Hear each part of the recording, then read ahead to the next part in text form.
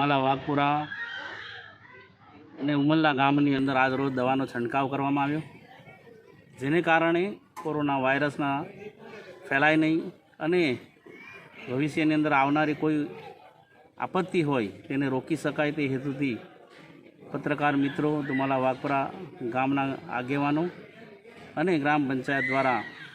આ ભગીરથ કાર્યની અંદર જોડાવાનું આજ રોજ અમને સૌભાગ્ય પ્રાપ્ત થયું। જે રીતે ભારત દેશ ગુજરાત રાજ્યની અંદર આ રોગના વિષાણુઓ વધતા જાય છે અને તેને રોકવા માટે ભારત દેશ માનનીય વડાપ્રધાન, ગુજરાતના આદરણીય મુખ્યમંત્રી વિજયભાઈ રૂપાણી સાહેબ અને સમગ્ર સરકાર